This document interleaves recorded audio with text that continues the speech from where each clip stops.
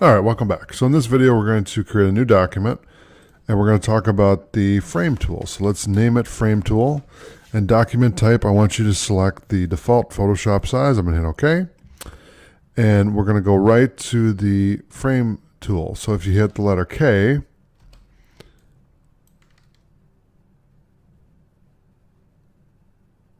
and you have two options here. You can do it like a rectangle or a circle. So if I do that, nice. Okay. So really this is just used to, frame objects and whatever else you want to frame. So if I hit Control S to save, I'm going to give this the number 606 before, hit OK and enter again. And that's the frame tool. So thanks for watching. I'll see you in the next video.